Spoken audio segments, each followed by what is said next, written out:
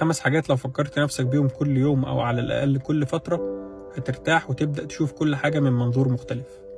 أول حاجة، الماضي مهما عملت فيه هيفضل ماضي، فالأولى إنك تتصالح معاه وتعيش بسلام.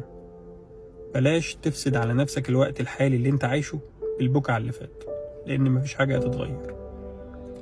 2، الآراء مهما كانت مقنعة مش لازم بالضرورة تكون حقيقة، فآراء الناس فيك مهما كانت إيجابية أو سلبية مش لازم تكون هي دي حقيقتك، انت الوحيد اللي عارف حقيقة نفسك.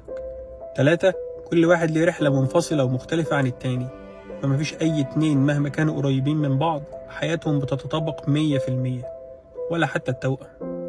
فعلشان كده اسمع نصايح كتير، لكن اختار منها اللي ينفع معاك.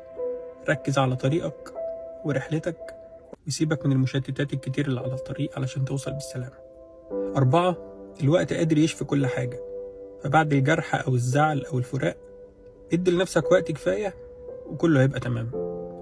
5، السعادة في حياتك خيار، ما تستناش حد يجي يقولك أنا هكون سعادتك. ما تعلقش سعادتك على شخص معين، لأنك طول ما أنت مش قادر تبقى مع الشخص ده هتفضل تعيس، ولو حتى بقيت معاه فالسعادة دي هتبقى سعادة محدودة. لازم تسعد بنفسك إنك ناضج وبالغ وعاقل وقوي، قادر تاخد قرار، مش مستسلم للملذات ولا الشهوات ولا المغريات اللي موجودة دلوقتي في كل مكان.